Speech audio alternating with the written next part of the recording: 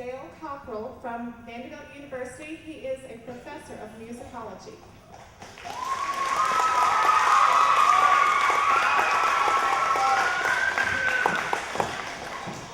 Does anybody know what a musicologist is? Me either. Me either. Well, I'm glad to be here. It's a fine-looking group. I think this is the best-looking group I've seen all afternoon. Are you going to be rowdy? Okay. All right. Do you want to start off by hearing a stuffy old bald-headed musicologist talk, or would you like to hear some music first? Music? Okay, well, we can manage.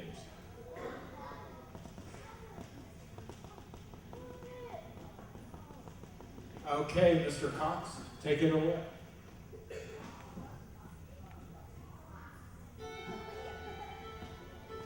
And then Pa began to play the Arkansas Traveler, and everybody began to clap in time to the music. So Grandma bowed to them all and did a few steps herself. She could dance as pretty as anyone. The clapping almost drowned the music of Pa's fiddle. Suddenly, Uncle George did a pigeon wing. And bowing low before Grandma, he began to jig. Grandma tossed her spoon to somebody. There you go. She put her hands on her hips and faced Uncle George, and everybody shouted, "Grandma was jigging." Laura clapped her hands to the time of the music with all the other clapping hands. And the fiddle sang as it had never sung before. Grandma's eyes were snapping and her cheeks were red, and underneath her skirts, her heels were clicking as fast as the thumping of Uncle George's boots. Everybody was excited. Uncle George kept on jigging, and Grandma kept on facing the two jigging. The fiddle did not stop. Uncle George began to breathe loudly, and he wiped sweat off his forehead. Grandma's eyes twinkled. "You can't beat her, George!" someone shouted. Uncle George jigged faster. He jigged twice as fast as he did jig. So did Grandma. Everybody cheered again. All the women were laughing and clapping their hands, and all the men were teasing George. George didn't care that he didn't have enough breath to laugh. He was jigging. Pa's blue eyes were snapping and sparkling, and he was standing up watching George and Grandma, and the bow danced over the fiddle strings. Laura jumped up and down too, squealed and clapped her hands. Grandma kept on jigging. Her hands were on her hips, her chin was up, she was smiling. George kept on jigging, but his boots didn't thump as loudly as they thumped at first. Grandma's heels kept on clickety-clapping gaily. A drop of sweat dripped off George's forehead, shone on his cheeks, and all at once he threw up both arms and gasped, "I'm beat!" He stopped jigging. Everybody made a terrific noise, shouting and yelling and stamping, cheering, "Grandma!" Grandma jigged just a little bit more, and then she stopped. She laughed.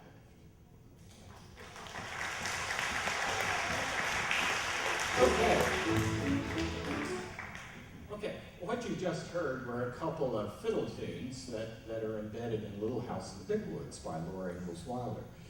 And fiddle tunes play a pretty important part in the Little House books, because who played the fiddle in those books? Anybody remember? Pa played the fiddle in those books. You know, when I was growing up, I never read these books. For some reason, they didn't come my way. But I have a son who's now grown up, and he's 18 years old, and he's tall and kind of scary, and he's ugly like college students are. But he was once 8 years old and kind of cute like you guys. His name was Sam. Anybody named Sam here? Sam, my man, right there. It's a good name, isn't it? Well, I was reading these books. Another Sam over here. I was reading the books to my son Sam when he was about 8 years old, and started to see that there's all this music in these books, which I really didn't know. So I sat down and counted up the number of songs in the Little House books by Laura Ingalls Wilder. Anybody want to guess how many songs? What's it? 100. 122. 101.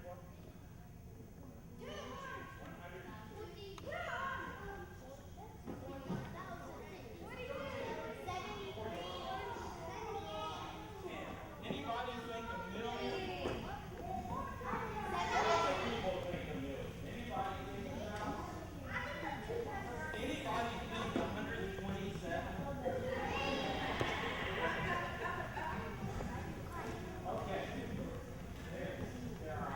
127 songs in those books.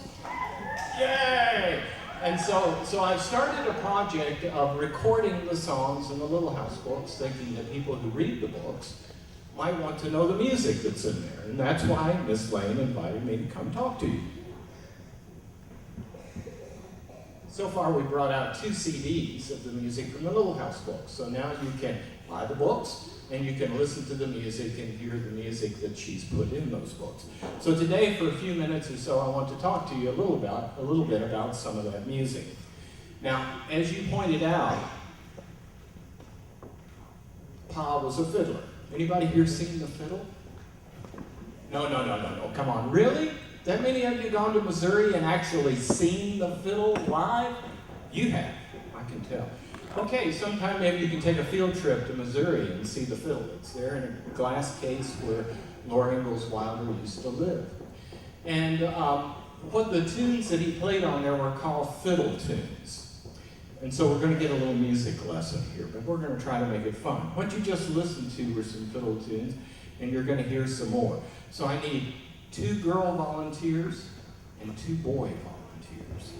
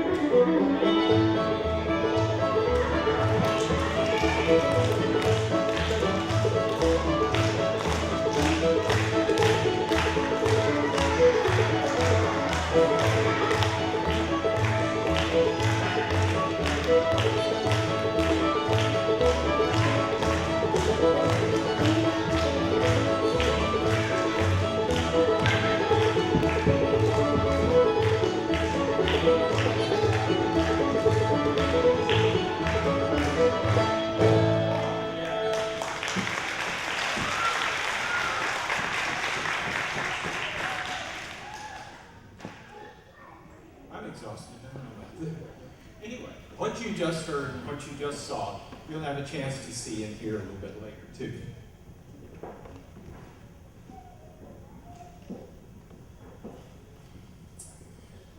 Has anybody read Little House on the Prairie, the book? Not the TV show, the book. Does anybody remember a character in there named Mr. Edwards? Yeah. Where's Mr. Edwards from?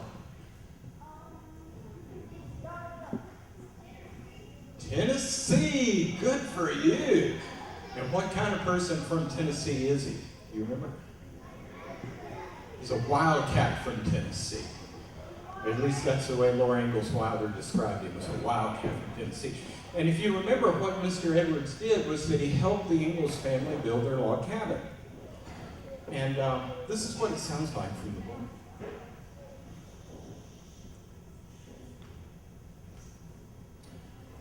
Pa went on playing. Everything began to dance. Mr. Edwards rose up on one elbow, and then he sat up, and then he jumped up, and he danced. He danced like a jumping jack in the moonlight, while Pa's fiddle kept on rollicking. His foot kept tapping the ground. Laura's hands and Mary's hands were clapping together, and their feet were patting too. "You're the fiddlingest fool that ever I see," Mr. Edwards shouted admiringly to Pa, and he didn't stop dancing. Pa didn't stop playing. He played Money Musk, which is the song you just heard, and Arkansas Traveler, which is the first song you heard, and Irish Washerwoman, which is the song you're going to hear, and Devil's Dream, which is the song you heard at the beginning. Baby Carrie couldn't sleep in all that music. She sat up in Ma's lap, looking at Mr. Edwards with round eyes, clapping her little hands and laughing. Even the firelight danced, and all around its edge, the shadows were dancing. Only the new house stood still and quiet in the dark, till the big moon rose and shone on its gray walls and the yellow chips around it. Mr. Edwards said he must go. It was a long way back to his camp on the other side of the woods and the creek. And he took his gun and he said goodnight to Laura and Mary and Ma. He said the bachelor got mighty lonesome. He surely had enjoyed this evening of night laugh. "Play, Ingalls," he said. "Play me down the road." So while he went down the creek road and out of sight, Pa played. Pa and Mr. Edwards and Laura sang with all of their might. Old Dan Tucker was a fine old man. He washed his face in the frying pan, combed his hair with a wagon wheel. He died of a toothache in his heel. Far over the prairies rang Pa's big voice and Laura's little one, and faintly from the creek bottoms came a last whoop from Mr. Edwards. "Get out of the way for old Dan Tucker, he's too late to get his supper."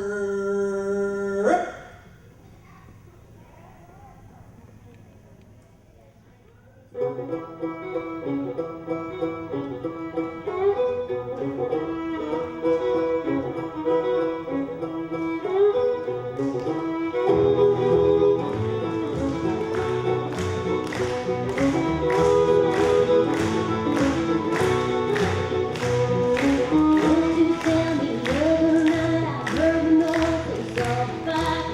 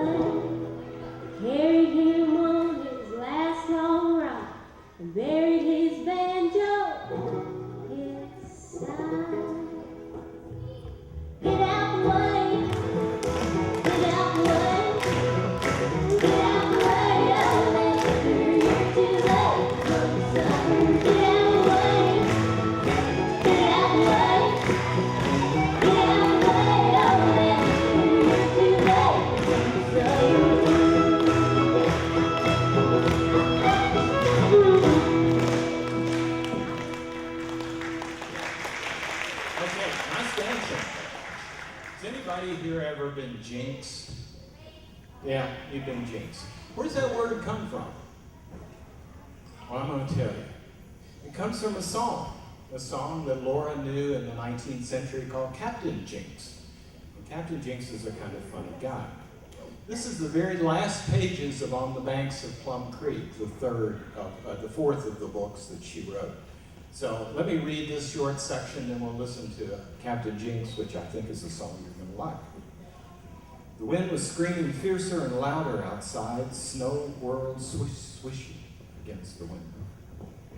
Papa's fiddle sang in the warm, lamp-lighted house, and the dishes made small clinking sounds as Mary set the table. Carrie rocked herself in the rocking chair, and Ma went gently between the table and the stove. And in the middle of the table, she set a milk pan full of beautiful brown baked beans. Anybody who like baked beans? Somebody holds up their hand every time, I think. And now from the oven, she took the square baking pan full of golden cornbread. Nobody here likes cornbread. Oh, yeah, you do. The rich brown smell and the sweet golden smell curled deliciously together in the air. Pa's fiddle laughed and sang. I'm Captain Jinx of the Horse Marines. I feed my horse on corn and beans, although 'tis far beyond my means. For I'm Captain Jinx of the Horse Marines. I'm a captain in the army. Laura patted Jack's furry, smooth forehead and scratched his ears for it.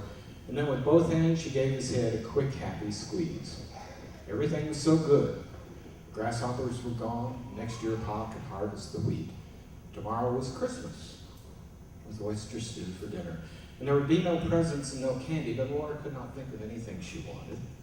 And she was so glad that the Christmas candy had helped to bring Pa safe home again. Supper is ready, Ma said in her gentle voice. Pa laid the fiddle in the box. He stood up and looked around at them, and his blue eyes shone at them. Look, Caroline, he said, how Laura's eyes are shining. Hey, side mate. Oh, what's that, Ranger Doug? Come on up and tell us all about that fabulous Captain Jinx of the Horse Marine. All right, boys. 1, 2, you know what to do.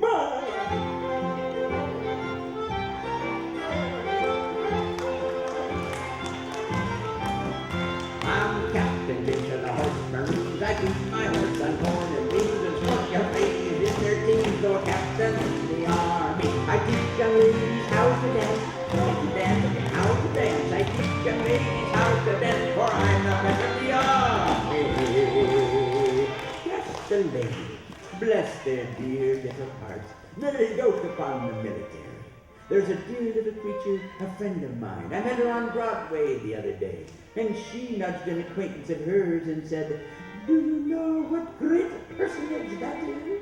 That's no less a person than the renowned Captain Jinx of the Horse Marines. I keep my horse and corn and beans and often live beyond my means. Oh, Captain in the army. Let me do my little dance here, boy. I joined my corps when 21. Of course, I thought it capital fun when the enemy came. Of course, I run, for I got cut out for the army. When I left home, Mama, she cried. Mama, she cried. Mama, she cried. When I left home, Mama, she cried. He's not cut out for the army. I said, my dear Mama, pray look at your son's exquisite figure. And I assure you, my dear Mama, you will ever find me a dutiful boy, and yours very truly, Captain Jinx of the Horse Marines. I keep my horse and corn and beans and often live beyond my means. Oh, a captain in the army. Oh, a captain in the army. The first time I went out to drill, the bugle sound he made the yell of the battlefield. I've had my fill, for I'm not cut out for the army. Oh, the officers, they all did shout, they all did shout, they all did shout. The officers, they all did shout. Why kick him out of the army? Oh, I said, gentlemen, kick me out? Oh, that's a very good joke, upon my word. I'll retire, without being kicked out. and with the most profound reciprocity of feeling, you will ever find me yours very truly. Captain Jinx of the Horse Marines, I beat my horse and horn and lead it off and lift beyond my knee, Lord Captain Jinx the army.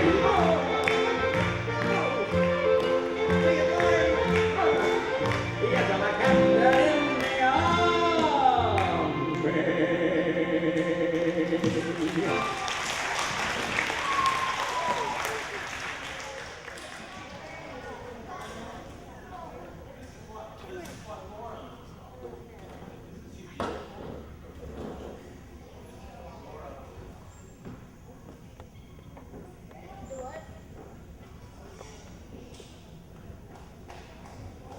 Wouldn't it be great if Laura came to Pioneer Day?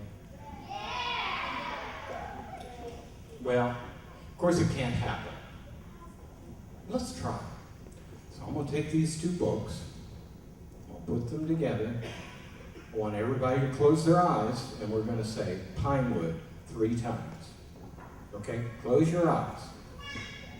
Pinewood. Pinewood. Pinewood. Open your eyes.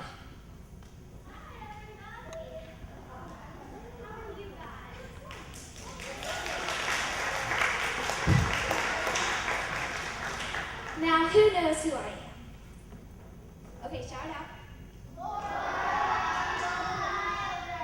Who am I? Okay. Now, who thinks I'm really Laura Ingalls? No, but I got to pretend I was for a couple days. So, do you guys want to hear my story? Okay. Well, my grandma and grandpa gave me the Little House on the Prairie books, and my dad read a chapter from them each day, and we love Little House on the Prairie books. So since I'm not really Laura, I'm actually Amanda Waters. I'm an actress. I have a lady, and she's called my agent, and she calls me on stuff for an audition. So usually an audition has about 10, 15 girls about my age, looks like me kind of, so we drove up, and there was about 50 to 100 girls lined up outside waiting to audition. Now that's a lot, isn't it? Yeah. And they were all they looked just like Laura. They were all in dresses, bonnets, they had the braids and everything. Well, I didn't have any Lost in the Prairie clothes. I had pink gauchos, a white shirt, and a little pink collar. Now, that doesn't look like Laura, does it? No. So I said to my mom, Mom, I am not doing this. Look, everyone else looks just like Laura, and I'm wearing this. And my mom said, you're an actress, and you can be like Laura. So I went up there, and I acted like Laura, and I really felt like her too. So a couple of days later, my mom pulled me out of class, and she said, I need your measurements because you're going to be Laura. And I was so excited. So about a week later, we drove up to this field, and there was a trailer, some camera stuff, and there was a creek. So I went into the trailer, and I got my hair done right here by this lady, and here's a tent where they were under, and I'll tell you a little bit about that. So it was kind of rainy. It was kind of cold that day, and so it wasn't raining, and they wanted it to rain. Well, you can't look up at the sky and say rain, right? So they called in a really big fire truck, and they got this hose and put it up in the sky and started the water. And it fell down, and it looked just like rain, and it felt like it too. Now everyone else is freezing, and that's why there's that tent right there, because they don't want it to get wet. Well, I wasn't very cold because for about 2 hours, I was running across these stepping stones. And here is the final picture that they got, right here. And that was a really, really fun day. So that same day, we went hiking up to this waterfall, and there you can. You can see right here, and that's on the book cover, you can see the waterfall. And about right over here to the left, I was sitting there on a rock. Well, I had to hold these fish, okay, and they had all their eyeballs in and everything, and I had to put them up to my face and sing to them. Now, have you ever heard of singing to fish?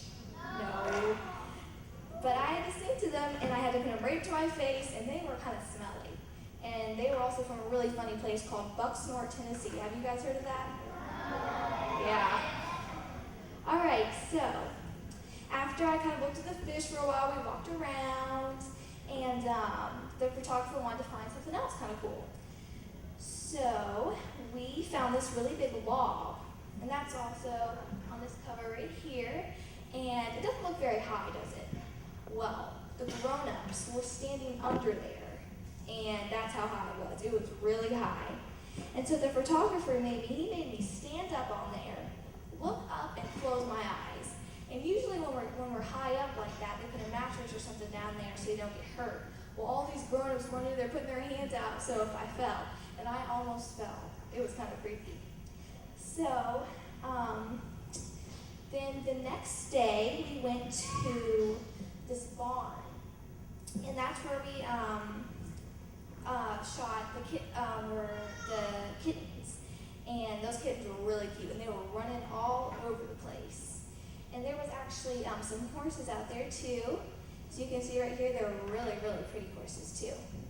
So, and then the next day, which was one of the last days, we went out to this field, and they had, you know, Jack the Bulldog, right?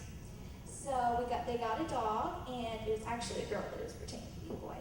So we were running out in this field, and I had the leash on the dog, and that dog was running so fast, I almost flipped over and fell. And so then we went to this other field where it was just green, and that's where we shot. That's where The Little House on the Prairie, everyone's favorite book, of course, was. That's where we shot with the dog, and so then I also wanted to tell you that I'm going to be in an upcoming movie. It's called Mandy and the Secret Tunnel, and I will tell you a little bit about that out there at the table. And now, have you guys heard of Nellie Olson? She is mean, right? Well, you can read all about her because I think your librarian got a whole series about her because they made one. And I was in one of those shoots, and they brought all this candy and pie, and there's some pickles back there and some apples, and in this store. And since Nellie's dad is the owner of the store, she could get all that candy, and she was waving that in front of my face because she knew I wanted it. And she was saying, "I am perfect, I am beautiful," for like 2 hours while they were taking the pictures. But she's really nice, of course. So now, since it's Pioneer Day, I want to call Miss Katie up here to tell you about some of the games and stuff you're going to be doing.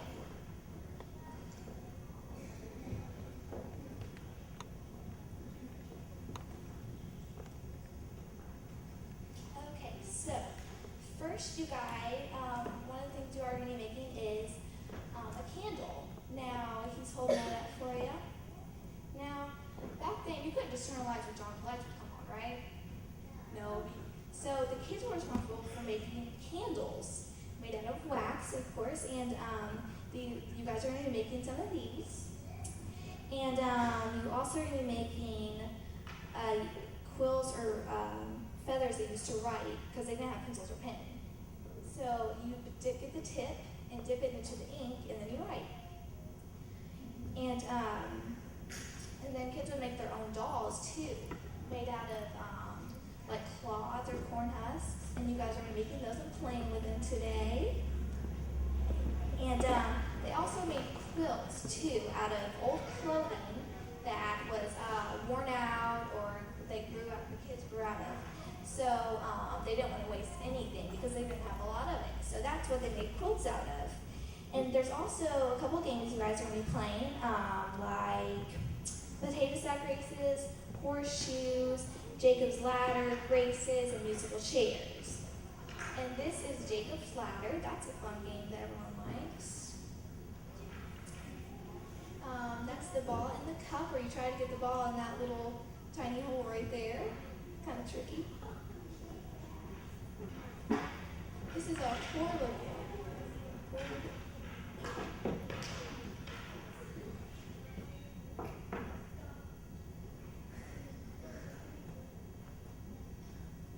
Oh. Okay. And this is.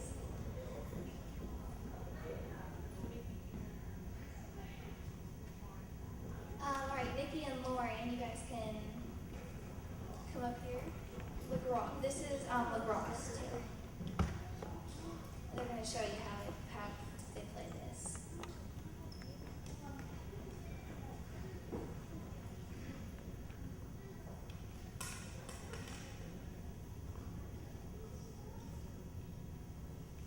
So you guys go back and forth, and that's one of the games that they played. You guys will be playing.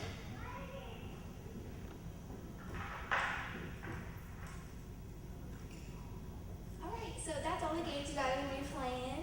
And I just wanted to thank you for having me again. And you guys can come out on the table, and I can show you some of the pictures and everything like that. And I can sign your books too. So thank you.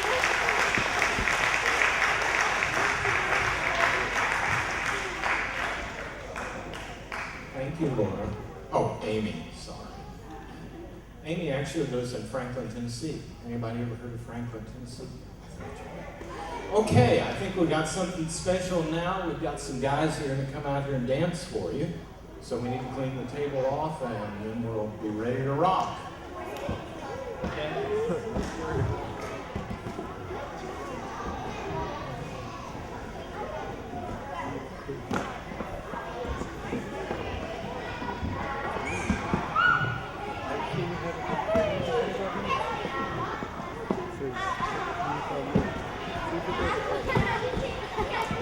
Okay, guys, if you'll come out and take your places, please.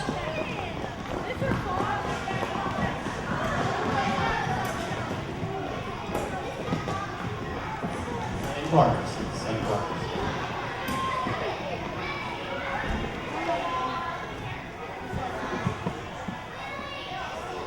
And who are you?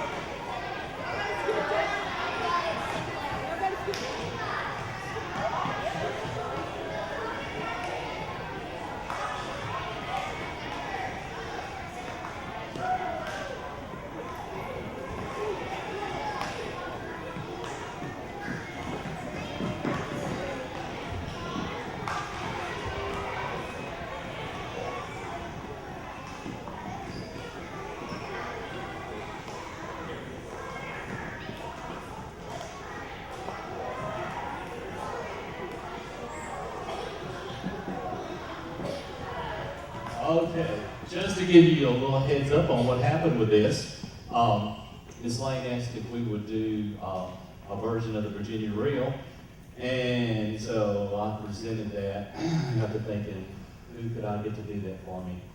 And so I thought, well, I opened up to third and fourth and fifth grade because I just don't feel like anybody's probably want to do this.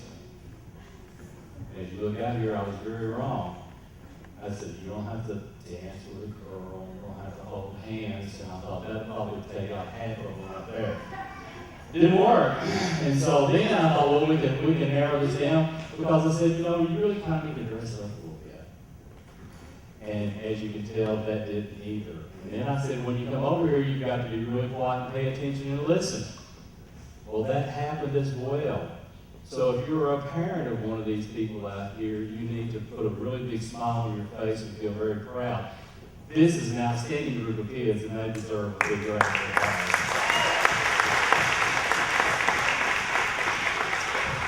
They haven't had a lot of time to practice this, and sometimes we don't know our left from our right, and the top and up and down, but we just make it through it and go on with it.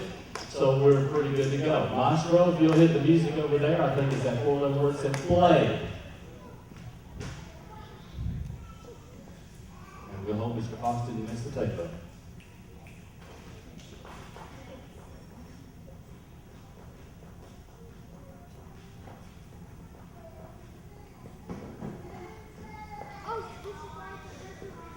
Is it on tape?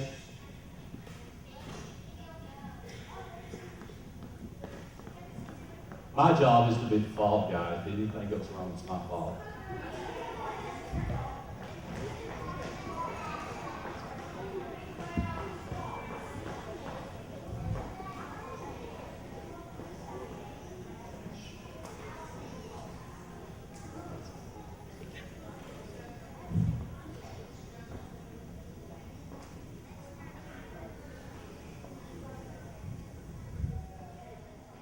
You guys look marvelous. Look at your partner.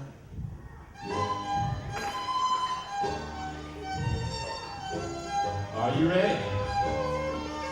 Head double knee. Okay, everyone else? Head double lock left. Everyone else? Head double right hand. Everyone else? Head double does you know. Everyone else? Head double to the center. And step, step, step, step, back, 2, 4. Everyone else to the center. And step, step, step, step, and turn. Head double Virginia reel.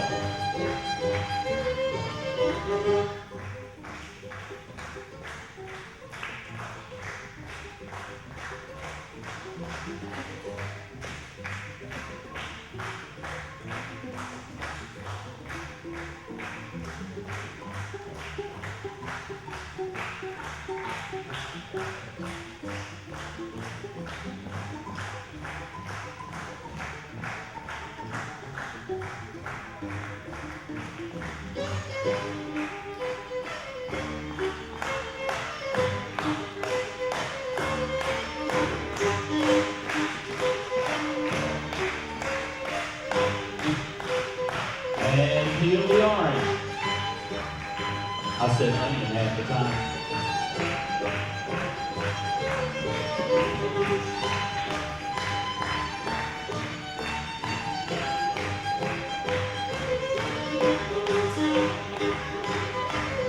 And let's hear it for the head couple, please. Yay. The new head couple comes with meet and greet. Everyone else? Head couple right, left hands. Anyone else? Head couple left. Keep going. Keep on going. Anyone else? Left hand, right hand. Head couple, don't you know? Anyone else?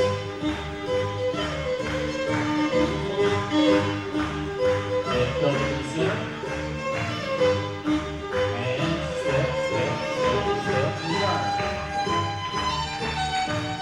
Everyone else to the center.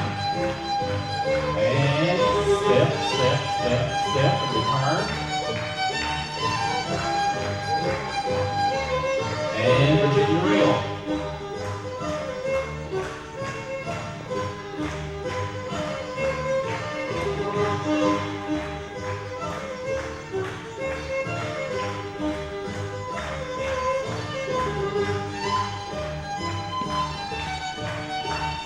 They look so happy doing this, don't they?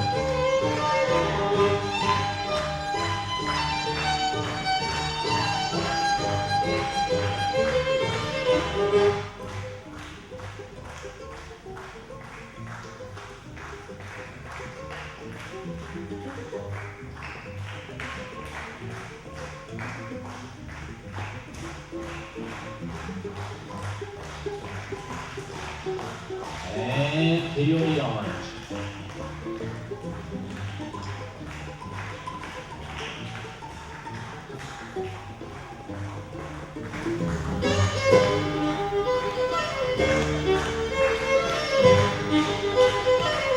And And let's congratulate that head